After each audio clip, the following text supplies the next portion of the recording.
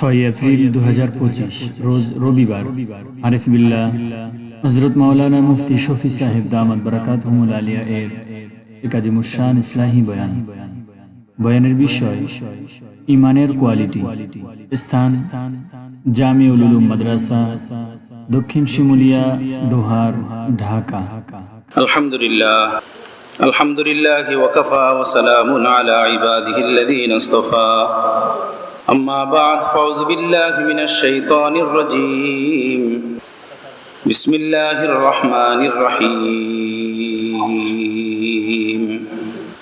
والذين آمنوا أشد حبا لله.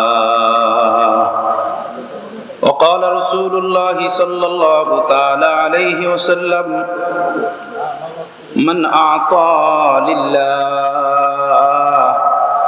ومنع لله وأحب لله وأبغض لله فقد استكمل إيمانه. وقال رسول الله صلى الله تعالى عليه وسلم: لا إيمان لمن لا أمانة له. وقال رسول الله صلى الله تعالى عليه وسلم: من قال في صدق قلبه لا إله إلا الله دخل الجنة. أو كما قال رسول الله صلى الله تعالى عليه وسلم: صدق الله العظيم وصدق رسوله النبي الكريم ونحن على ذلك من الشاهدين والشاكرين. উপস্থিত এলাকার গণ্যমান্য ইসলাম প্রিয়, দিন প্রিয়, নবীর আশেক, নবীর দেওয়ানা আমার মুসলমান ভাইরা, আবার আপনাদের সাথে আল্লাহ পাক বসার তৌফিক দিলেন, আলহামদুলিল্লাহ। গত বছর রমজানের আগে যে প্রোগ্রাম হয়েছিল তখনও এই কবরস্থানের এই টিন শেডে এখানে প্রোগ্রামের ইন্তজাম হয়েছিল, আসছিলাম আপনাদের মাঝে। হায়াত আছে তো আবার আসার তৌফিক হলো। জানি না এর মাঝে এই এলাকা থেকে না জানি কতজন লোক বিদায় নিয়ে চলে গেছেন। হায়াত তো বড় দামি যদি এটাকে কাজে লাগানো হয়, যদি এটাকে দামি বানানো হয়। ভাই, সকল ক্ষেত্রে, সকল জিনিসের ক্ষেত্রে কোয়ালিটির দাম আছে, কোয়ালিটিফুল বস্তুর মূল্য আছে। এবং একটা জিনিস কোয়ালিটিফুল বানানোর জন্য, সুন্দর বানানোর জন্য তার পিছনে মেহনত আছে, কষ্ট আছে, শ্রম আছে। কষ্ট, শ্রম, মেহনত ছাড়া কোনো একটা জিনিসকে কোয়ালিটিফুল বানানো যায় না, সুন্দর বানানো যায় না, পছন্দনীয় বানানো যায় না। আমাদের বাসা বাড়িতে অনেক ফার্নিচার আছে নানান ধরনের গাছগাছালি দিয়ে বানানো। এগুলো দাঁড়ানো গাছ, যেটি ছিল জংলা ঝাড়ে, বন বাগিচায়, সেই গাছগুলোর উপরে মেহনত করা হয়েছে, সেই গাছগুলোর উপরে শ্রম দেওয়া হয়েছে। শ্রম দেওয়ার বিনিময়ে সেগুলো ফার্নিচার হয়ে গেছে। তার মাঝে আমরা বাসাবাড়িতে জিনিসপত্র রাখি, তার দামি খাটে আমরা ঘুমাই, তার দামি সোফায় আমরা বসি, কিন্তু একটা কাঠ, একটা গাছ, এর উপরে মেহনত করা হয়েছে তো দামি হয়ে গেছে, মূল্যবান হয়ে গেছে। যেই জিনিসের উপরে মেহনত করা হয় সেই জিনিস দামি হয়ে যায়, সেই জিনিস মূল্যবান হয়ে যায়। দামি দুই ধরনের জিনিস। একটা ওই মূল্যবান বস্তু যেটা এই পার্থিব জগতে কাজে আসবে, পার্থিব জগতের আরাম, আয়েশ, সুখ শান্তির জন্য কাজে লাগে, প্রয়োজন পড়ে, দরকার হয়, এটা একটা দামি বস্তু। আর একটা দামি ওই বস্তু যেটা এহকাল ও পরকাল উভয় কালে লাগে, উভয় স্থানে লাগবে, প্রয়োজন হবে, এখানেও দরকার হবে, ওখানেও দরকার হবে। পার্থিব জগতের বস্তুর জন্য মেহনত করলে সেটা দামি হয়ে যায়। বাসাবাড়িতে টাইলস লাগানো হয়, টাইলসটা একটা মাটি, পাথর। এই মাটিটা, এই পাথরটার উপরে মেহনত করা হয়েছে, তো এত চকচকা, ঝকঝকা, সুন্দর হয়ে গেছে। আমার আপনার বাড়ির ফ্লোরে, আমার আপনার বাড়ির মেঝে ওয়াশরুমে, ডাইনিং স্পেসে সে স্থান পেয়েছে। এটা একটা মাটি, এটা একটা পাথর, তার উপরে মেহনত হয়েছে, দামি হয়ে গেছে। আমার বন্ধু, আর একটা বস্তু আছে দামি, মূল্যবান, যদি তার উপরে মেহনত করা হয় তো যে মেহনত করবে তার ওই জিনিসটা দামি হয়ে যাবে, মূল্যবান হয়ে যাবে, কাজে আসবে। সেই দামি বস্তুটার নাম হলো ঈমান, সেই দামি বস্তুটার নাম হলো ইয়াকিন, সেই দামি বস্তুটার নাম হলো আল্লাহর ভালোবাসা, আল্লাহর প্রেম, আল্লাহর মোহব্বত, যা কালিমা লা ইলাহা ইল্লাল্লাহ মুহাম্মাদুর রাসূলুল্লাহ সাল্লাল্লাহু আলাইহি ওয়াসাল্লাম পড়ার বিনিময়ে আল্লাহ আমাদের সকলের হৃদয়ে দান করছেন। সকলের হৃদয়ের গভীরে এটা লুকায়িত আছে। এখন এই লুকায়িত ধনভাণ্ডার, এই লুকায়িত সম্পদ, যেটা ইসলামের কারণে, ইমানের কারণে, মুসলমান হওয়ার কারণে আল্লাহ আমাদের সকলকে দান করছেন, এর উপরে যার যতটুকু মেহনত হবে, যার যতটুকু চেষ্টা হবে, যে যতটুকু শ্রম ব্যয় করবে, তার ঈমান ততটুকু দামি হয়ে যাবে, তার ঈমান ততটুকু কোয়ালিটিফুল হবে, তার ঈমান ততটুকু ঝকঝকা, চকচকা, নূরানি, মুনাওয়ার হবে। আমার বন্ধু, পার্থিব জগতের এই বস্তুর জন্য মেহনত করতে হয়, দামি বানানোর জন্য। মেহনত করলে দামি হয়, সুন্দর হয়। যে মানুষ তার ঈমানের সম্পদের উপরে মেহনত করে, ঈমানের উপরে মেহনত করে, চেষ্টা করে, তার ঈমান দামি হয়ে যায়, ঈমান সুন্দর হয়ে যায়, ঈমান চকচকা, ঝকঝকা, নূরানি হয়ে যায়। আর নবী আলাইহিস সালাতু ওয়াস সালাম বলছেন, ই'মাল লিদ-দুনিয়া বিকদরি বাকাইকা ফিহা ওয়া আমাল লিল আখিরাতি বিকদরি মাকামিকা ফিহা। দুনিয়ার জন্য মেহনত, শ্রম, কষ্ট, মুজাহাদা ততটুকু করো যতটুকু তোমার এখানে দরকার হবে, প্রয়োজন পড়বে। যতটুকু তোমার এখানে দরকার, তোমার প্রয়োজন, তুমি এখানের জন্য শ্রম, মেহনত, কষ্ট, মুজাহাদা ততটুকু করো। ওয়া আমাল লিল আখিরাতি বিকদরি মাকামিকা ফিহা। আর আখিরাতের জন্য সেই পরিমাণ মেহনত করো যে পরিমাণ মেহনত তোমার সেখানে দরকার হবে, সেখানে প্রয়োজন হবে, সেখানে কাজে লাগবে। একাধিকবার এমন হয়েছে, বারবার হয়েছে, সেজন্য বিষয়টা বলা। একবার যাওয়ার পথে সকালবেলা বাড়িটার দিকে তাকালাম, অজান্তি দিল থেকে এই কথা আসলো, বাড়িটা অনেক সুন্দর, বাড়িটা দেখতে অনেক ভালো লাগে, অনেক টাকা হয়তো ব্যয় হয়েছে বাড়িটার পিছনে। বাড়িটা অতিক্রম করার পরে ৫-৭টা হাত আগে বাড়লি দুইটা কবর, কবর দুইটা বান্ডরি দেওয়া, ভিতরে কবরের চিহ্ন নাই, মাটির সাথে মিশে আছে।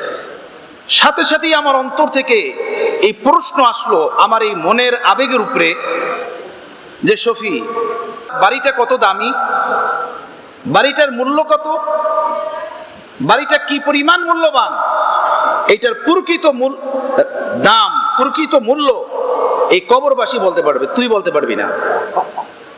তুই এই কবরের সামনে দাঁড়া, এখানে দাঁড়িয়ে এই কবরবাসীকে জিজ্ঞেস কর, ভাই এই বাংলাটার মূল্য কত, এই বাড়িটার দাম কত, এটা জিজ্ঞেস কর। তুই এইটার মূল্য বলতে পারবি না, তুই এখন এই মাটির উপরে জিন্দা। এটার প্রকৃত মূল্য এই পাশে শুয়ে থাকা কবরবাসী বলতে পারবে। আমার ভাইয়েরা, আমার বাবারা, প্রিয় নবী বলছেন, দুনিয়ার জন্য মেহনত ততটুকু করো যতটুকু তোমার দুনিয়াতে দরকার হবে। আখিরাতের জন্য মেহনত সেই পরিমাণ করো যে পরিমাণ তোমার আখিরাতে থাকার প্রয়োজন হবে, দরকার হবে। কথা স্পষ্ট, সাফ, ক্লিয়ার। দুনিয়ার বস্তুর উপরে মেহনত করা হয়, সেটা সুন্দর হয়, চকচকা ঝকঝকা হয়, দামি হয়, মূল্যবান হয়। ঈমান নামের এই সম্পদ যা আল্লাহ উপর থেকে নাজিল করছেন, মুমিনের অন্তরে দান করছেন।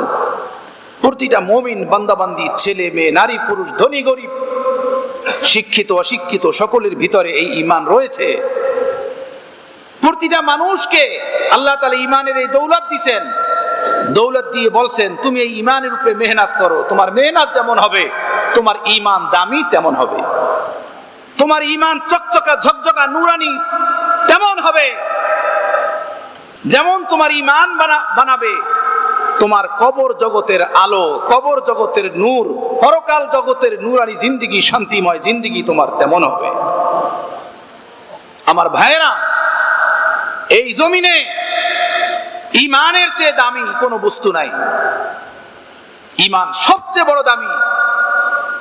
আর আমরা সকলে ঈমানের ভিক্ষুক, ঈমানের মোতালাশি, ঈমানের পিপাসু। আমরা এই ঈমানের বদৌলতি মুসলমান, ঈমানের বদৌলতি মুমিন, ঈমানের বদৌলতি নবী মুহাম্মদ রাসূলুল্লাহর উম্মত। এর উসিলাতি কবরে, হাসরে, পুলসিরাতে আযাব ও অশান্তি জাহান্নাম থেকে মুক্তি পেয়ে চিরস্থায়ী জান্নাতের আশাবাদী। আমার ভাইয়েরা, এই পার্থিব জগতের বর্তমান বিশ্বে যত মেহনত, যত শ্রম, যত কষ্ট, সব এই পার্থিব জগতের বস্তু নিয়ে, যা সব কয়েকদিনের বস্তু এই জমিনের উপরে পড়ে থাকবে, সেটা নিয়েই শুধু ব্যস্ততা এবং সেইটা নিয়েই মেহনত ও মুজাহাদা ও কষ্ট। যে পরিমাণ ফিকির, চিন্তা, ব্যস্ততা আমার আপনার এই কয়েকদিনের দুনিয়াকে সাজানের, বানানের, গড়ানের, চাকচিক্যতা আনার, এর যদি এক আশারিয়া অর্থাৎ 10%-এর 1%, 10 ভাগের 1 ভাগ আখিরাতের জন্য আমরা বানাতে পারতাম, করতে পারতাম, তো আমাদের ব্যক্তি জীবন, ঘরোলি জীবন, সামাজিক জীবনে ঈমানের ফেজা, ঈমানের কোয়ালিটি, ঈমানি জিন্দেগি থাকতো, পাওয়া যেত। ঈমানি জিন্দেগি আমাদের ভিতরে থাকতো। আমাদের যত শ্রম, যত মেহনত শুধু এই দুনিয়া নিয়া, শুধু এই দুনিয়ার ফিকির নিয়া, কয়েকদিনের ঘর বাড়ি নিয়ে, যেখানে থাকবে অন্য কেহ সেটা নিয়ে ব্যস্ত আমি, যেটা ভোগ করবে অন্য কেহ সেটা নিয়ে ঘুম হারাম আমার, সেটা নিয়ে ব্যথা আমার, সেটা নিয়ে হারাম কামাই আমি। আল্লাহ আল্লাহ আল্লাহ আল্লাহ, অপরের দুনিয়া বানানোর জন্য আমি হারামে লিপ্ত, আমি পাপে লিপ্ত, আল্লাহর হুকুমের অবাধ্যতায় লিপ্ত, অপরের দুনিয়ার জন্য, অন্যের দুনিয়ার জন্য। নবী আলাইহিস সালাতু ওয়াস সালাম বলছেন, হালালুহা হিসাবুন ওয়া হারামুহা ওয়াবালুন। কারো কাছে দুনিয়া যদি হালাল ভাবে থাকে, হালাল, পারফেক্ট হালাল ভাবে কামাইছে সে, এটারও কিয়ামতের দিন হিসাব হবে। এই হালাল বলতে শুধু এইটা না যে সে চুরি করে নাই, সে সুদ খায় নাই, ঘুষ খায় নাই, হালাল এটা না। হালাল দুনিয়া ওই দুনিয়া যে দুনিয়া আল্লাহর হুকুম মানার পরে কামাই করা হয়। কাসবুল হালালি ফরিজাতুন বাদাল ফরিজা, আল্লাহর ফরজ হুকুম মানার পরে দুনিয়া কামানো এটা জায়েজ, এটা বৈধ, এটা ফরজ। আল্লাহর হুকুম মানার পরে, আল্লাহর হুকুম মতো জীবন বানানোর পরে, জীবন গড়ানোর পরে, জীবন সাজানোর পরে। যে ব্যক্তি আল্লাহর হুকুম ছেড়ে দিয়ে দোকানদারি করে, আল্লাহর হুকুম ছেড়ে দিয়ে ব্যবসা বাণিজ্য করে, আল্লাহর হুকুম ছেড়ে দিয়ে প্রবাস জীবন কাটায়, যদিও সে সুদ খায় না, ঘুষ খায় না, চুরি করে না, কিন্তু আল্লাহর হুকুম বাদ দেওয়ার কারণে এই তার দুনিয়াও, এই দুনিয়া হালাল দুনিয়া, এটা দুনিয়া না, এটা তার হারাম দুনিয়া, এটাও তার নাজায়েজ দুনিয়া, এটাও তার অবৈধ দুনিয়া। কথা বুঝতেছেন আমার বন্ধুগণ? হ্যাঁ, হালালুহা হিসাবুন ওয়া হারামুহা ওয়াবালুন। হালাল দুনিয়া যদি কারো কাছে থাকে, এইটারও কিয়ামতের দিন আল্লাহর দরবারে হিসাব দিতে হবে। আমার মুসলমান ভাইরা, আমার বন্ধুরা, আপনারা আমার মুসলমান ভাই, আমি আপনাদেরকে বলি, আমি সহ আল্লাহকে হাজির নাজির জেনে কয়জন মানুষ এখানে আছি এরকমের বলতে পারবো আলহামদুলিল্লাহ আমার ইনকাম সোর্সের ভিতরে, আমার কামাইয়ের ভিতরে একটা পয়সা, একটা আনা, 10টা পাই, 50টা পয়সা, একটা টাকা সন্দেহের নাই, হারাম নাই। বলেন কয়জন মানুষ বলতে পারো? আমি যে কয় টাকারই মালিক হই না কেন, আল্লাহ সাক্ষ্য থাকবে এই কথাটার। আল্লাহকে হাজির জেনে আমি এই কথাটা বলতে পারবো কতটুকু? হালালুহা হিসাবুন ওয়া হারামুহা ওয়াবালুন। হালাল যদি কামায় এইটারও হিসাব হবে, জবাবদিহিতা করতে হবে। আর যদি হারাম হয় তো এইটা তো হারামই, এটা তো নাপাকি। হারাম দুনিয়ার কথা হযরত হাকিমুল উম্মত মুজাদ্দিদ মিল্লাত হযরত মাওলানা আশরাফ আলী থানভী রাহমাতুল্লাহ আলাইহি বলেন, এইটা কুকুর, জানোয়ার, পশুকে খাওয়ানো জায়েজ নাই। এটার হুকুম হলো যার দুনিয়া তাকে পৌঁছাও অথবা আগুন লাগাইয়া পোড়াইয়া সরকার করে দাও। হারাম দুনিয়া, হারাম মাল, এটা পশু পাখিকেও খাওয়ানো জায়েজ নাই। এই রমজান মাস গেল, এই দোহার নবাবগঞ্জ থেকে এক ব্যক্তি ফোন দিলেন আমাকে, হুজুর ব্যাংকে ডিপোজিট করা, সেখান থেকে কিছু ইন্টারেস্ট পেয়েছি, সেই টাকা দিয়া ইফতারি করাইতে চাই, এটা বৈধ হবে নি? কোন ব্যাংক থেকে পাওয়া ইন্টারেস্ট টাকা, সেই টাকা দিয়ে সে ইফতারি করাইতে চায়। তবে দ্বীনের সাথে, মাদ্রাসা মসজিদের সাথে, আলেম ওলামাদের সাথে সম্পর্ক থাকার কারণে এতটুকু জিজ্ঞেস করছে, এতটুকু ভয় ভিতরে আছে। আর যাদের ভিতরে এতটুকুও নাই তাদের কি অবস্থা সেটা বলবো। ঢাকা থেকে আমার এক জাননেওয়ালা, সে ফোন দিছেন যে আমার শাশুড়ি ইন্তেকাল হয়ে গেছে। আমার শাশুড়ির ইন্তেকালের পরে তার ছেলে মেয়েরা তার জন্য খানা পিনার ইন্তজাম করছে ৪র্থ দিন। সেই খানা পিনার ভিতরে ১ লক্ষ টাকা ব্যয় করছে। সেই টাকাটা হলো ওই টাকা যে আমার শাশুড়ির ৪০ লক্ষ টাকা ব্যাংকে ছিল ডিপোজিট করা, সেখানে ২ লক্ষ টাকার ইন্টারেস্ট আসছে। তো তার ইন্তেকালের পরে তার মেয়েরা এটা পরামর্শ করছে যে সেই ২ লক্ষ টাকা থেকে ১ লক্ষ টাকা দিয়ে আমরা মায়ের খানার খরচের ইন্তজাম করি। রমজান মাসে ব্যাংকের ইন্টারেস্টের টাকা দিয়ে ইফতারির ইন্তজাম করছে, আত্মীয় স্বজনকে দাওয়াত দিছে, বিরিয়ানি পাকাইছে, পোলাও পাকাইছে, নিজেরা খেয়েছে। এরপরে সেই খানা মাদ্রাসা মসজিদে পর্যন্ত পাঠাইছে। কথা বুঝতেছেন? আল্লাহ আপনি আমাদেরকে হেদায়েত দেন, আল্লাহ আপনি আমাদেরকে বুঝ দেন, আল্লাহ আমাদেরকে হেফাজত করেন। হাজ্জাজ বিন ইউসুফের জমানায় ওলামাদেরকে দাওয়াত দিছিলেন, দাওয়াত দিয়ে পরে ওলামাদেরকে খানা খাওয়াইছেন। খানা খাওয়ানোর পরে, খানা খাওয়ার শেষে হাজ্জাজ বিন ইউসুফ ওলামাদের সামনে দাঁড়ায়া বক্তৃতা দিয়েছেন এবং বলছেন, বাস আমি আপনাদের থেকে নিরাপদ হয়ে গেলাম। আজকে যে খানা খাওয়ালাম আপনাদেরকে, হারাম মালের খানা ছিল এটা, এই খানা আপনাদের পেটের ভিতরে ঢুকছে, আমি নিরাপদ হয়ে গেছি। আপনাদের দোয়া আর আমার বিরুদ্ধে কবুল হবে না, এখন আমি যা ইচ্ছা তাই করব। কথা বুঝতেছেন? আপনাদের বদদোয়া আমার বিরুদ্ধে আর কবুল হবে না। গাজাতে কি হইতেছে মুসলমানের সাথে, এই মিয়ানমারে কি হয়েছে আমাদের মুসলমানের সাথে, আফগানিস্তানে কি হয়েছে 2002 মুসলমানের সাথে, সুদানে এখন কি হচ্ছে মুসলমানের সাথে, কাশ্মীরে কি হয়েছে মুসলমানের সাথে। রাজপথে, মসজিদে, মাদ্রাসায়, প্রোগ্রামে দোয়া কম করে নাই, চোখের পানি কম ফেলায় নাই, কিন্তু দোয়া যায় কোথায়? উদউনি আস্তাজিব লাকুম, আমার কাছে দোয়া করো, আমি দোয়া কবুল করব। এত চোখের পানি, এত কান্নাকাটি, এত বেদনা, দোয়া কবুল হয় না কেন? দোয়া যায় কোথায়? দোয়া উপরে ওঠে না, দোয়া আকাশের মেঘমালা ছেদ করে উপরে পৌঁছে না। এর কারণ আছে, আমাদের খানা, খাদ্য, কামাই, রোজগার এগুলো বৈধ না। এর ভিতরে যে কোনো ভাবে হারাম, ইন্টারেস্ট, সুদ, জুয়া, কেমার, অসৎ পয়সার মিশ্রণ হয়ে গেছে, মিশ্রণ হয়ে গেছে। আমার বন্ধুরা, আমি কোনো ব্যক্তিকে, কোনো দলকে, কোনো এলাকাকে উল্লেখ করে কথা বলি না, আমাদের মুসলিম সমাজের মুসলমানের হালাত বলতেছি, আমাদের নিজস্ব অবস্থা বলতেছি। আল্লাহ আমাদেরকে হেদায়েত দান করেন। বহু মানুষ এমন আছে যারা মাদ্রাসা মসজিদের কাজে এভাবে ব্যাংকের ইন্টারেস্ট দেয়, চুরির টাকা দেয়, সুদের টাকা দেয়, দেয়, ঘুষের টাকা দেয়, ব্যাংক থেকে ইন্টারেস্ট উঠে আয় না, মাদ্রাসায় টাকা দেয়। কিয়ামতের দিন দেখবেন তারা তাদের এই দানের সওয়াব, তাদের এই খাওয়ানোর সওয়াব তারা দেখতে পাবেন। তাদের এই দান এবং দানগিরির মূল্য কতটুকু, নেকি কতটুকু, এটা দেখতে পারবেন তারা। অবশ্যই আপনারা এরকমের না, বহু ভালো মানুষ আপনারা। আমার বন্ধুগণ, আমার ভাইয়েরা, আল্লাহ আমাদেরকে ঈমান দান করছেন, আমরা মুসলমান। এই ঈমানের উপরে মেহনত দরকার, শ্রম দরকার।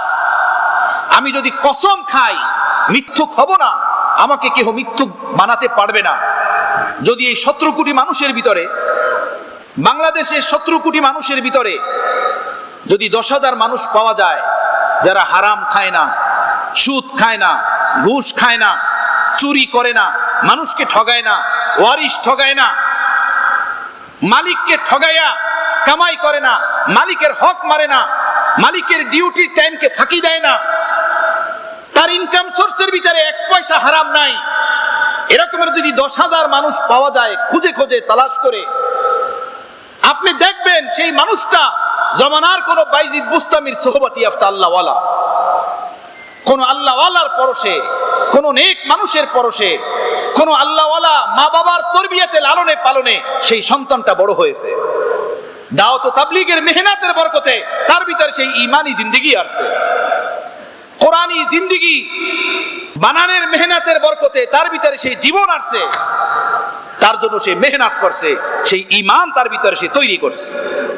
কোন একজন মানুষ যদি মিথ্যা না বলে, তার জবান গীবত না করে, তার চক্ষু কুদৃষ্টি না করে, দেখা যাবে সেই মানুষটা সেই ঈমান কোন দাওয়াত ও তাবলীগের মেহনতের দ্বারা, কোন হক্কানি পীর মাশায়েখ আহলুল্লাহদের সোহবতের মাধ্যমে অথবা কোরআন ও হাদিসের তালিমাতের মাধ্যমে সেইটা অর্জন করছে।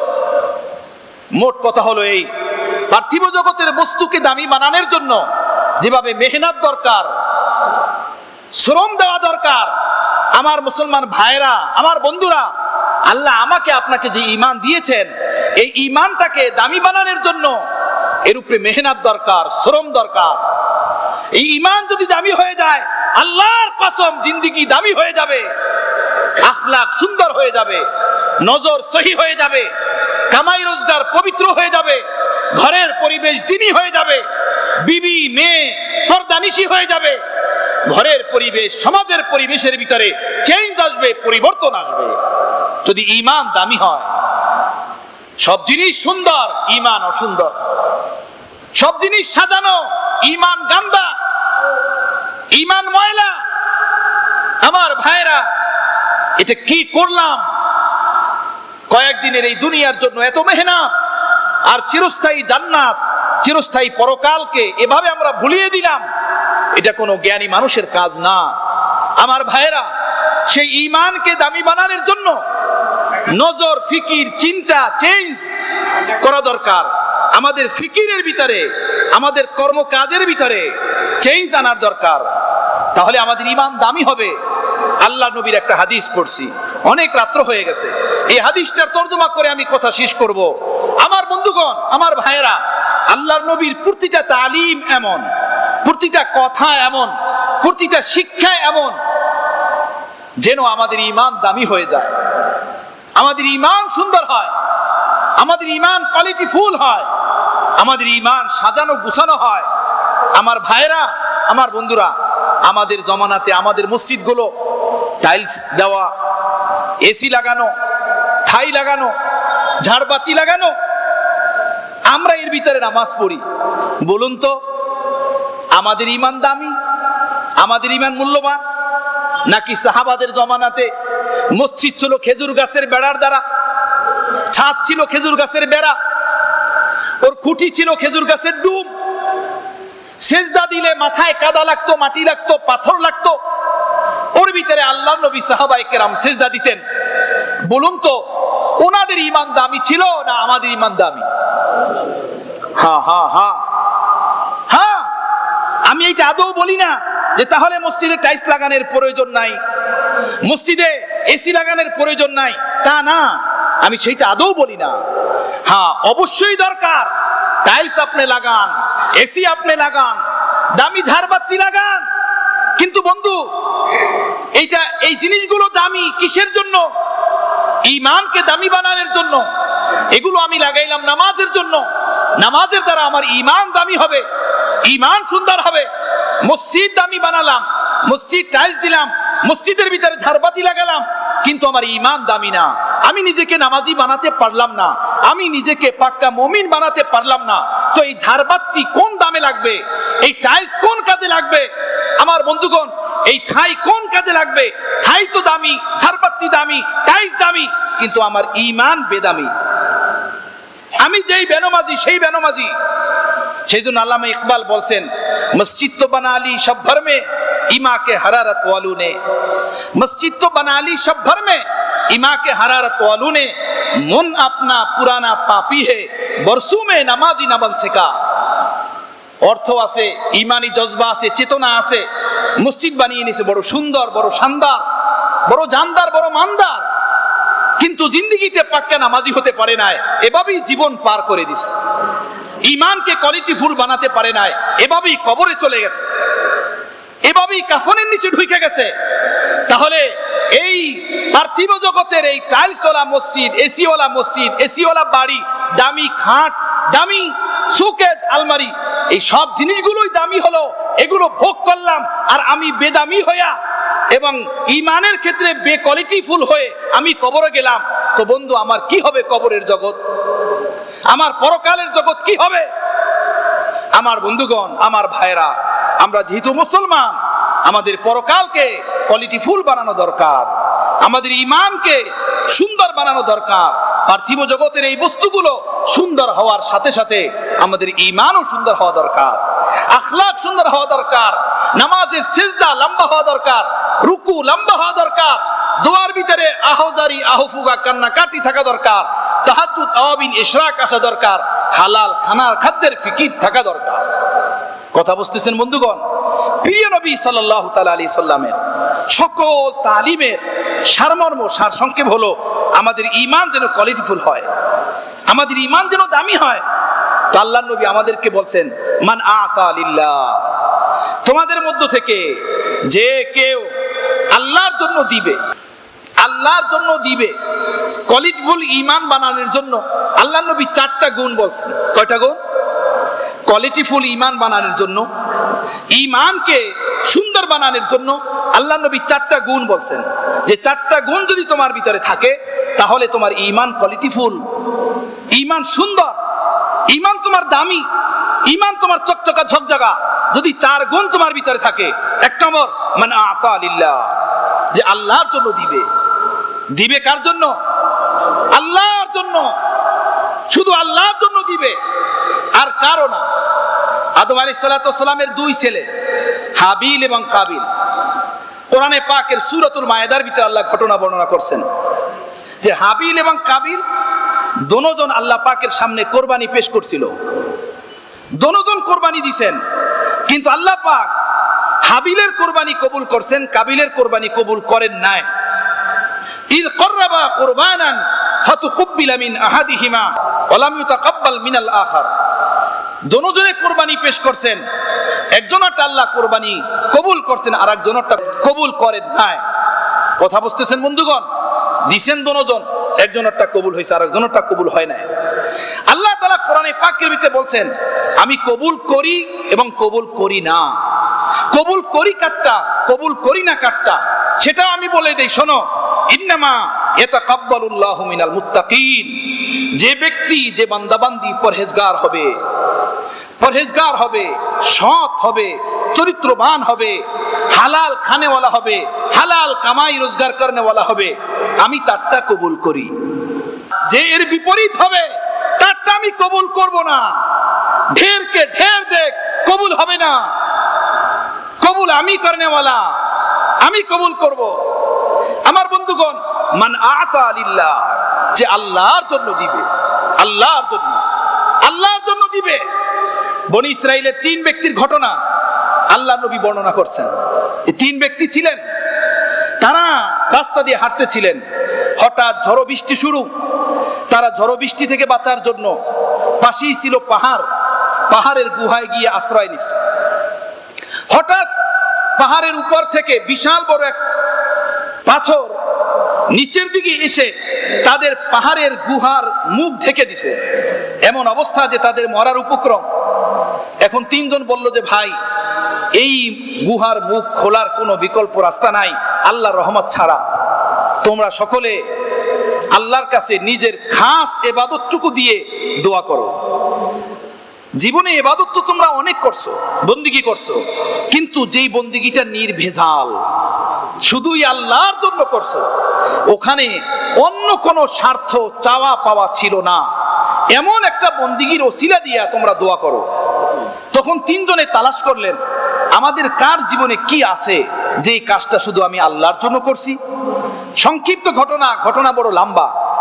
একজনে বললেন, হে আল্লাহ, আমি সন্ধ্যাবেলা আমি যখন চক থেকে আসলাম আমার বকরিগুলো নিয়ে দুধ দহন করে বাসায় ঢুকলাম, তখন দেখলাম যে আমার ছোট্ট ছোট্ট বাচ্চাগুলো ওরা ক্ষুধার তাড়নায় কান্নাকাটি করতেছে, কাঁদতেছে, ক্ষুধার তাড়নায় কাঁদতেছে। এদিকে আমার বাসায় আমার বৃদ্ধা মাও ছিল। আমার বাচ্চাগুলো আমার চোখের সামনে কাঁদতে কাঁদতে ওরা ঘুমাইয়া গেছে, ঘুম পড়ে গেছে। আমি ওদেরকে দুধ দেই নাই। আমি আগে ফিকির করলাম আমার এই দুধটুকু আমার বৃদ্ধা মাকে পেট ভরে আগে খাওয়ানো উচিত। আমরা জওয়ান, আমার বাচ্চারাও জওয়ান, আমার বৃদ্ধা মা সে কষ্ট না পায়, তার দোয়া আমার দরকার, তার পায়ের নিচে আমার জান্নাত, আমার বৃদ্ধা মায়ের দোয়া আমার প্রয়োজন। হে আল্লাহ, সেই গভীর রজনীতে আমার এই কাজটা কেউ দেখে নাই। আমি ওই এক পেলা দুধ যেটা আমি মায়ের হাতে পেশ করছি গভীর রজনীতে আমার সন্তানকে না খাওয়ায়া, এটা যদি শুধু তোমার জন্য হয়ে থাকে, তুমি এর উসিলায় এই পাথরকে সরায় দাও, আমাদের বের করার রাস্তা তুমি করে দাও। এই ব্যক্তি যখন এই কথা বললেন, তো আল্লাহ নবী বলেন সাথে সাথে এই গর্তের মুখ থেকে পাথর এক ভাগ সরে গেছে। সুবহানাল্লাহ, এক ভাগ সরে গেছে। আর একজন বললেন, হে আল্লাহ, গভীর রজনীতে পাপের রাস্তা উন্মুক্ত ছিল, আমি আমার ইজ্জত আবরুকে বরবাদ করতে পারতাম, জিনায় লিপ্ত হতে পারতাম, কিন্তু তুমি ছাড়া কেউ সাক্ষী না। ওই গুনাহের কাজে আমি তোমার ভয়ে আগে বাড়ি নাই, তোমার ভয়ে আমি ওই গুনাহ থেকে নিজেকে দূরে রাখছি। আমার ওই কাজটুকু যদি শুধু তোমার জন্য হয়ে থাকে, তুমি পাথরকে সরায় দাও, আমাদেরকে বের করার সুযোগ করে দাও। দেখা গেল পাহাড় গর্তের মুখ থেকে পাথর আর এক অংশ ছুটে গেছে, চলে গেছে। কথা বুঝতেছেন বন্ধুগণ? আর একজন বলেন, হে আল্লাহ, একজন মজদুর সে তার মজদুরি রেখে রাগ করে চলে গেছে, তার মজদুরিটা আমি বাড়াইছি, এমন এক অবস্থা বাড়তে বাড়তে বকরির কাফেলা হয়ে গেছে। দীর্ঘকাল পরে ওই ব্যক্তি আমার কাছে তার মজদুরি নিতে ফিরে আসছে। আমি নিজ খুশিতে পুরা বকরির কাফেলা তার হাতে উঠাইয়া দিছি, বলছি এগুলো সব তোমার, তুমি নিয়ে যাও, তোমার হক, তোমার প্রাপ্য। আমার এই কাষ্ট যদি তোমার জন্য হয়ে থাকে, তাহলে তুমি পাথর সরাইয়া দাও, আমাদেরকে বের করার সুযোগ তুমি করে দাও, বের হওয়ার সুযোগ করে দাও। কথা বুঝতেছেন? একদম গর্তের মুখ থেকে পাথর সরে গেছে। সুবহানাল্লাহ। আমার ভাইরা, মান আতা লিল্লাহ, যে আল্লাহর জন্য দিবে, 1 টাকাই হোক, একটা খেজুরি হোক, একটা কানা পয়সাই হোক না কেন, দিল শুধু আল্লাহর জন্য, আল্লাহর জন্য দিল, আল্লাহর খুশির জন্য। এখানে আর কারো খুশি নাই। আর আল্লাহর খুশি আমার দিলের সাক্ষী। ইয়ালামু খায়নাতাল আয়ুনি ওয়া মা তুখফিস সুদূর, আমার দিলের ভিতরে লুকানো কি সেটা আমার আল্লাহ সবচেয়ে ভালো জানেন। আমার আল্লাহ জানেন আমার দিলের লুকায়িত ধারণাটা কি, আমার দিলের লুকায়িত বিষয়টা কি, আমার আল্লাহ জানেন। এজন্য বন্ধুগণ, ছোট হোক কিংবা বড়, অল্প হোক কিংবা বেশি, যে কোনো কাজই করি না কেন, আগে দিলের কেবলাকে ঠিক করে নিতে হবে। আল্লাহর খুশির তালাশ ভিতরে তৈরি করে নিতে হবে, তখন আল্লাহ এটাকে কবুল করবেন, আল্লাহর দরবারে এটা কবুল হবে। যেটা আল্লাহর জন্য না, সেটা আল্লাহ কবুল করবেন না, সেটা যত বড়ই হোক, যত দামি হোক। আমি যেটা করব আল্লাহর জন্য, আমার মাওলা আমার দিলে কি আছে সেটা আমার মাওলা জানে। আমার দিলের ভিতরে যদি থাকে দুনিয়ার খুশি, আত্মীয় স্বজনের খুশি, সমাজের খুশি, বন্ধু বান্ধবের খুশি, তাহলে তাদের খুশি তো পেয়ে যাব, আল্লাহর খুশি আমি পাবো না। আল্লাহ সন্তুষ্টি আমি পাবো না। ভাই খুশি হবে যে ভাস্তির বিবাহে আমি অনেক কিছু দিছি, বন্ধু খুশি হবে তার মেয়ের বিবাহে আমি অনেক বড় হাদিয়া দিছি, পাড়া প্রতিবেশী খুশি হবে তার বালা মুসিবতে, তার দুঃখে কষ্টে তার পাশে দাঁড়াই আমি কি সাহায্য সহযোগিতা করছি। আমার দিলের ভিতরে ছিল এইটা, যাতে তারা খুশি হয়ে যায়। আল্লাহর খুশির তালাশ ছিল না, আমি আল্লাহর খুশি পাবো না। এজন্য বন্ধুগণ, আমি যা কিছু করব আল্লাহর জন্য করব, আল্লাহর জন্য করব। দিলের কেবলাটাকে সোজা করে নিব। সেটা কিভাবে করব? ডাক্তার আব্দুল হাই আরিফি রহমতুল্লাহ আলাই হিন্দুস্তানের বড় এক বুজুর্গ ছিলেন, হাকিমুল উম্মাত মুজাদ্দিদে মিল্লাত হযরত মাওলানা শাহ আশরাফ আলী থানভীর খলিফা ছিলেন। উনি বলেন, আমার বন্ধুগণ শোনো, দুনিয়ার সব কাজগুলো আল্লাহর জন্য করা এত সহজ না। আমি এক বছর না, 2 বছর না, যুগ যুগ পর্যন্ত এর জন্য মুজাহাদা করছি, মেহনত করছি। এরপরে এখন আমার জীবন এমন হয়ে গেছে, যা কিছু করি আল্লাহর জন্য করার তৌফিক হয়। আমি এর জন্য মুজাহাদা করছি, মেহনত করেছি, মেহনতের বরকতে আমার এই আমল আমার ভিতরে এসে গেছে। এখন যা কিছু করি আল্লাহর জন্য দিলের ভিতরে ফিকির তৈরি হয়ে যায়। উনি বলেন, আমার মুজাহাদা, আমি তোমাদেরকে বলি আমি মুজাহাদা কিভাবে করছি। উনি বলেন, আমি যদি বাসা বাড়িতে যেতাম, অনেক বেশি ক্ষুধা লাগতো, তো আমি সাথে সাথেই ভাবতাম এখন খানা চাইলাম যে খানা দাও, তো এই খানার চাওয়াটা আমার নফসের কারণে হবে, আমার ক্ষুধার কারণে হবে। আমি 2 মিনিট 1 মিনিট সবর করছি, সবর কইরা নিজেকে মস্কের আওতায় আনছি যে না, আমার পেটের ক্ষুধার চাহিদার কারণে আমি খানা চাবো না। হ্যাঁ, খানা যদি না খাই তো আমার কষ্ট হবে, আমার স্বাস্থ্য নষ্ট হয়ে যাবে, আমি দুর্বল হয়ে যাব। তো ওয়াইন্না লি আলাইকা নাফসিকা হক্কুন, তোমার উপরে তোমার নফসেরও একটা হক আছে। আল্লাহ তাআলা আমাকে আমার এই জিন্দেগি দিয়েছেন আমানত স্বরূপ আল্লাহর পক্ষ থেকে। এই জিন্দেগিটাকে খানা পিনা খেয়ে টিকায় রাখা এটা আল্লাহর পক্ষ থেকে দায়িত্ব। অতএব খানা খেয়ে এই জিন্দেগিটাকে ঠিক রাখা এটা আল্লাহর পক্ষ থেকে হুকুম। অতএব আমি এরপরে আল্লাহর হুকুমকে সামনে এনে আমি বাসার ফ্যামিলিকে ডাক দিয়ে বলতাম, আমাকে খানা খাওয়ার জন্য খানা দাও। আর নিজের দিলের ভিতরে নিয়ত করতাম, এখন যে আমি খাবো এটা শুধু আল্লাহর হুকুমের জন্য খাবো, আমি আল্লাহর হুকুম পালনার্থে খাবো। আমার বন্ধুগণ, বাজারে যাওয়া দরকার। কে আসে আমি আর আপনি বাজারে না যাই? ঘরোলি কাজে বাজারে যাওয়া প্রয়োজন, যেতে হয়। কথা বুঝতেছেন? আল্লাহ নবীও বাজার করছেন, আল্লাহ নবীও হাট বাজারে গেছেন, আমরাও হাট বাজারে যাই। আল্লাহ নবীর হাট বাজার আর আমার আপনার হাট বাজার কি এক রকমের বলে? আল্লাহ নবীর হাট বাজার এটা আমার আপনাকে দেওয়া সবক, তালিম, শিক্ষা, যে দেখো নবী কেমন হয়, নবী হাট বাজার কিভাবে করেন, নবী হাট বাজার কিভাবে করেন, সেই থেকে তোমরা সবক নাও। আমার বন্ধুগণ, হাট বাজার করতে হবে কিসের জন্য? তো নবী আলাইহিস সালাতু ওয়াস সালাম তালিম দিয়েছেন, নিয়ত করো তোমার ফ্যামিলিকে দেখাশোনা করা, তোমার ফ্যামিলির ভরণ পোষণ তোমার দায়িত্বে আল্লাহ তাআলা দান করছেন, তাদের খানা খাদ্য তোমাকে আল্লাহ তাআলা দিয়েছেন, তাদের জন্য হাট বাজার করা এই দায়িত্ব তোমাকে আল্লাহ তাআলা দিয়েছেন। তো আল্লাহর হুকুম মানার জন্য তুমি বাজারে যাইতেছো, আল্লাহর হুকুম পালনার্থে। আগেও বাজারে যেতা শুধু বিবির টানে, মায়ের টানে, বাবার টানে অথবা সন্তানের টানে। আর এই খেয়াল নিয়েও তুমি বাজারে গেলা যে আল্লাহ আমার মায়ের হক, বাবার হক আমার উপরে দিয়েছেন, আমার স্ত্রীর হক আমার উপরে দিয়েছেন, আমার সন্তানের হক আমার উপরে দিয়েছেন, তাদের জন্য খানা খাদ্য বাজার থেকে আনা এটা আমার দায়িত্ব। আমি আল্লাহর হুকুম পালন করার জন্য বাজারে যাইতেছি। কথা বুঝতেছেন? বাজারে দোনো অবস্থায় যাওয়া হলো। প্রথম অবস্থায় যদি দিলের নিয়তকে ঠিক না করে যেতাম তো এটা পাক্কা দুনিয়াদারি হতো, ইবাদত হতো না, বন্দিগি হতো না, ঈমান হতো না।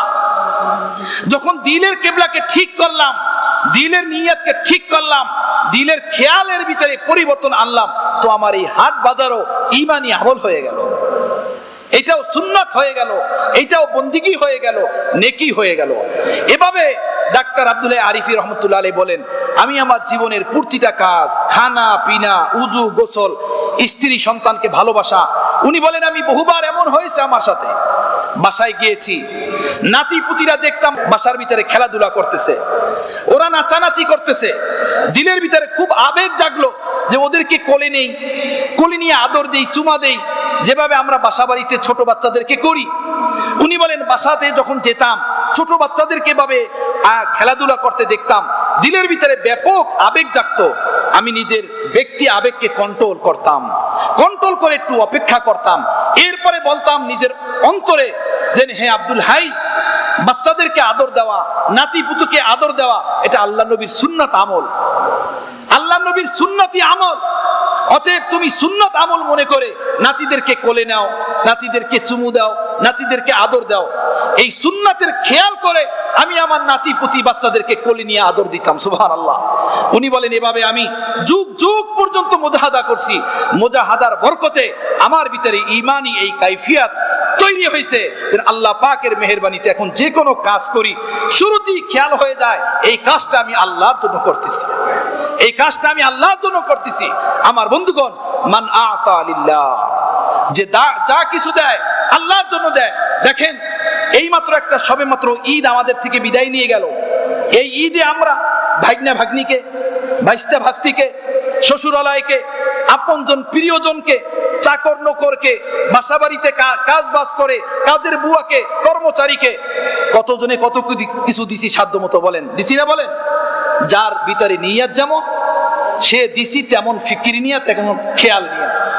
এখন বলেন যদি আমার ভিতরে খেয়াল থাকে সামাজিকতা, যে আমি যদি না দেই তো শ্বশুর বাড়ির লোক কি বলবে, আমি যদি না দেই তো সুমন্দি কি বলবে, তাই না? শ্যালক কি বলবে, উমুকে কি বলবে, বাইস্তা বাস্তিকে দিতে হয় ঈদের সময়, না দিলে কেমন দেখা যায়। এই ধরনের খেয়াল নিয়ে যদি আমি দেই তো দিলাম, টাকাও চলে গেল, আমি নেকিও পেলাম না, আজরও পেলাম না, সওয়াবও পেলাম না। কি হলো তাহলে বলেন? শুধু সামাজিকতা হলো, শুধু সামাজিকতা আদায় হলো। আর আমার দিলের ভিতরে যদি থাকে না, ভাইস্তা ভাস্তিকে দেওয়া, ভাগনা ভাগ্নিকে দেওয়া, এমনি ভাবে কাজের লোককে দেওয়া, চাকর নকরকে দেওয়া, এটাও আল্লাহ নবীর সুন্নাত আমল। আল্লাহ আমাকে দেওয়ার তৌফিক দিবেন, আমি এদেরকে দিব, আমার আপনজনকে দিব, আমার আত্মীয় স্বজনকে দিব। আমি আল্লাহর খুশির জন্য দিতেছি। তো আপনি দিলেন, এখনো আপনি দিলেন, টাকা আপনার পকেট থেকে এখনো গেল, কিন্তু আপনার এইটা দ্বীনি খেদমত হলো, সওয়াব হলো, নেকি হলো।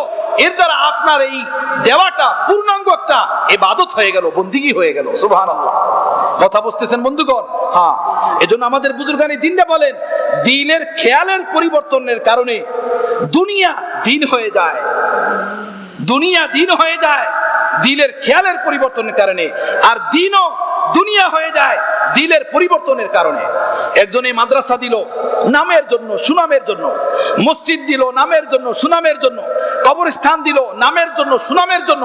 মানুষ বলবে এই কবরস্থানের জায়গা অমুক শিল্পপতি দিছেন, অমুক ধনী ব্যক্তি দিছেন, অমুক পয়সাওয়ালা দিছেন, অমুক চেয়ারম্যান সাহেব, মেম্বার সাহেব দিছেন। কথা বুঝতেছেন? এই খেয়াল ভিতরে কাজ করতেছে, এইটা নিয়ে সে দিল। তো বন্ধু, এই দিল তো কি দিল সে? মানুষ বলবে আল্লাহর কাছ থেকে তার পাওয়ার কিছু নাই, যেহেতু সে আল্লাহর জন্য করে নাই, আল্লাহর কাছ থেকে সে কিছু পাবেও না।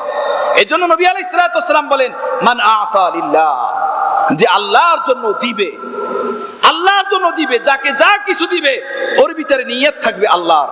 নবী আলাইহিস সালাতু ওয়াস সালাম বলছেন, মহব্বতের টানে, আবেগে তুমি যদি তোমার স্ত্রীর মুখে একটা লোকমা উঠাইয়া দাও, তুমি তোমার ছোট্ট বাবুটার জন্য একটা ফিটার কিনে এনো, একটা প্যান্ট কিনে এনো, একটা জামা কিনে এনো, তার ভিতরেও তুমি ব্যক্তি আবেগকে জায়গা দিও না, আল্লাহর নবীর সুন্নাতকে, আল্লাহর ভালোবাসাকে স্থান দাও, যে আল্লাহর মহব্বতে, আল্লাহর হুকুমে আমি এটা করতেছি। সওয়াব পাওয়া যাবে, নেকি পাওয়া যাবে, এর দ্বারা ঈমান কোয়ালিটি ফুল হবে, ঈমানি জিন্দেগি জিন্দা হবে। মান আতা লিল্লাহ।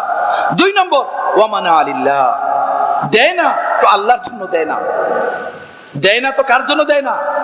আল্লাহর জন্য দেয় না। স্ত্রী বাজেট করলো, এই ঈদে আমরা বাসায় একটা টিভি চাই, কথার কথা বললাম, একটা টিভি চাই, নতুন একটা টিভি আইনে দিতে হবে। এখন স্বামী একদম শক্ত, না এটা দেওয়া যাবে না। অথবা সন্তানরা বাজেট করলো, তারা জেদ করতেছে আমাদের বাসায় একটা টিভি আনা হোক, বাবা বলতেছে না টিভি আমি আনবো না। এই যে টিভি সে বাবা আনেন না, আল্লাহর জন্য আনেন না। এই যে টিভি দেন না, আল্লাহর জন্য দেন না। কথা বুঝতেছেন বন্ধুগণ? এই না দেওয়া, আল্লাহর জন্য না দেওয়া, এই কাজ যার ভিতরে থাকবে, কাউকে কোনো কিছু দিবে না, সে যে হোক, তাকে কিছু দিল না, ওই না দেওয়ার ভিতরে তার নিয়ত আল্লাহর জন্য সে দেয় নাই। এখানে যদি দেই, এই দেওয়াটা আমার আল্লাহর জন্য হবে না। বিবাহ শাদী হয়, মুসলমানি হয়, নানান ধরনের অনুষ্ঠান সমাজে হয়, আত্মীয়তার তাগিদে কত বড় বড় জিনিস দিতে হয়। আমার মেয়ের বিবাহে দিছে তারা, আমি না দিলে কেমন দেখায়, আমি না দিলে কেমন হয়, কথা বুঝতেছেন? এভাবে সামাজিক খেয়াল করে কত কিছু আমরা দেই। এখানে এই দেওয়া শুধু সামাজিক খেয়াল হলো, এখানে যদি এই ব্যক্তি না দেয় যে না, এই দেওয়াটা যেহেতু সামাজিক দেওয়া, শুধু এর ভিতরে আল্লাহর সন্তুষ্টি নাই, আল্লাহর খুশি নাই, অতএব আমি দিব না, এখানে যদি শক্ত হয়ে যায়, এই শক্ত হওয়ার কারণে মানুষ তাকে খারাপ বলে, কৃপণ বলে, বখিল বলে, আর জানাতা বলে, বলুক, এইটার পরোয়া না করে। সে যদি মনে করে এখানে দিলে শুধু সামাজিকতা আদায় হবে, আমার আল্লাহর হুকুম আদায় হবে না, আমি কোনো নেকি পাবো না, সওয়াব পাবো না, অতএব সমাজ যা বলে বলুক, আত্মীয় স্বজন যা বলে বলুক, আমি দিব না। এই না দেওয়ার দ্বারা সে তার ঈমানকে কামেল করে দিবে, পূর্ণ করে দিবে। সুবহানাল্লাহ। দিল না, এর দ্বারা সে নেকি পাবে। এটা 2 নম্বর গুণ ঈমানকে কোয়ালিটিফুল করার।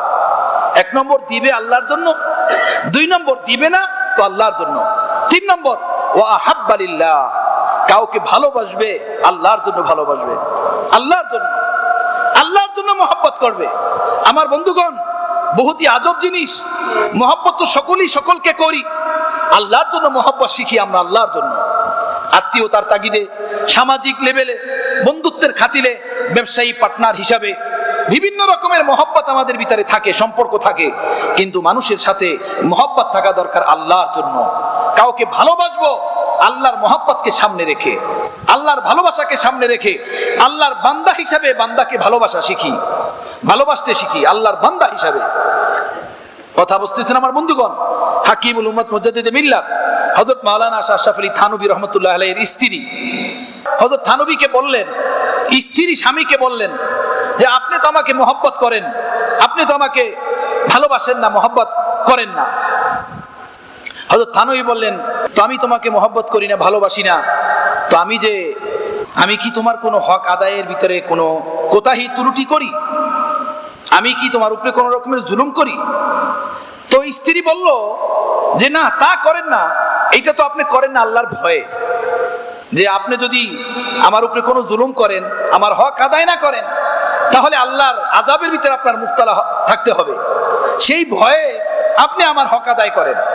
হযরত থানভী রাহমাতুল্লাহ বলেন, দেখো আলহামদুলিল্লাহ, আমি যদি শুধু তোমাকে তোমার রূপের কারণে ভালোবাসতাম, তাহলে দেখো রূপ মানুষের স্থায়ী না, যৌবন শেষ হয়ে যায়, রূপ শেষ হয়ে যায়, তাই না? আমি যদি শুধু তোমাকে ভালোবাসতাম তোমার রূপের কারণে, তো একদিন আসবে যে তোমার এই রূপ থাকবে না। যদি তোমাকে ভালোবাসতাম তোমার যৌবনের কারণে, তোমার যৌবন কালো থাকবে না, একদিন থাকবে না, অথবা অন্য কোনো গুণের কারণে, তো এই গুণও একদিন আসবে, শেষ হয়ে যাবে, ওই গুণ তোমার ভিতরে থাকবে না। তো যদি শুধু গুণের কারণে আমি তোমাকে ভালোবাসি, তো গুণও থাকবে না, তোমাকে আমি ভালোবাসবো না। আর আমি যদি তোমাকে ভালোবাসি আল্লাহর জন্য, তো আল্লাহ চিরঞ্জীব, উনি সর্বদা আছেন, সর্বদা থাকবেন। আল্লাহর জন্য যদি ভালোবাসি, তো আমার এই ভালোবাসা চিরদিন তোমার জন্য এক রকমের থাকবে। সুবহানাল্লাহ, এক রকমের থাকবে, কোনোদিন কমবে না। তুমি বৃদ্ধা হয়ে গেলে, তোমার সৌন্দর্যতা চলে গেলে, তোমার রূপ লাবণ্যতা চলে গেলে, আমার ভালোবাসার ভিতরে কোনো কমতি আসবে না, যেহেতু আমি তোমাকে ভালোবাসি আল্লাহর জন্য, আল্লাহর জন্য। কথা বুঝতেছেন বন্ধুগণ? হ্যাঁ, ওয়া আহাব্বা লিল্লাহ, মানুষকে আল্লাহর জন্য ভালোবাসা, স্ত্রীকেও ভালোবাসবো আল্লাহর জন্য, সন্তানকে ভালোবাসবো আল্লাহর জন্য, মা বাবাকে ভালোবাসবো আল্লাহর জন্য, বন্ধু বান্ধবকে ভালোবাসবো আল্লাহর জন্য, ভাই বোনকে ভালোবাসবো আল্লাহর জন্য।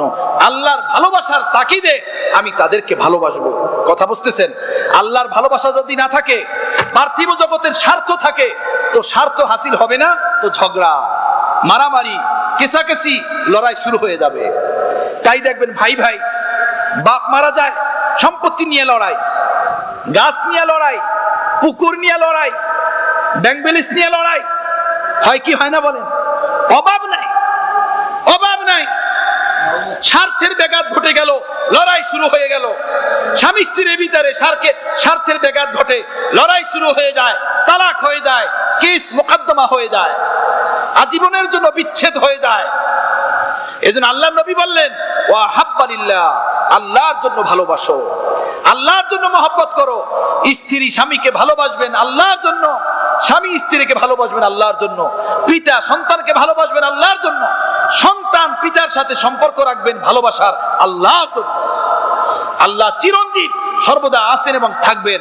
আল্লাহর জন্য যদি ভালোবাসা থাকে, এই ভালোবাসার ভিতরে কোনোদিন কমতি আসবে না, ত্রুটি আসবে না। আর ভালোবাসা যদি হয় দুনিয়ার স্বার্থের কারণে, স্বার্থ হাসিল না হলেই সেখানে ঝামেলা তৈরি হয়ে যাবে, সেখানে ঝগড়া তৈরি হয়ে যাবে, মারামারি তৈরি হয়ে যাবে, স্বার্থ হাসিল হবে না, সেখানেই দ্বিধাদ্বন্দ্ব দেখা দিবে। আল্লাহ আমাদেরকে হেফাজত ফরমান। ঈমানকে কোয়ালিটিফুল বানানোর জন্য চতুর্থ গুণ, ও আবগাযালিল্লাহ, কারো কাছে যায় না, কারো বাড়িতে যায় না, কারো সাথে মিলে না, কারো থেকে দূরে থাকে। এইটাও সে আল্লাহর জন্য দূরে থাকে, জানে যে তার কাছে যদি যাই তো আমার ঝগড়া হবে, তার কাছে যদি যাই তো আমি গুনাহের ভিতরে লিপ্ত হব, তার কাছে যদি যাই সে আমাকে গানের আসরে নিয়ে যাবে, সে আমাকে সিনেমা হলে নিয়ে যাবে, আমাকে নেশার জন্য ক্লাবে নিয়ে যাবে, সে আমাকে সুদের ব্যবসার ভিতরে জড়াইয়া দিবে।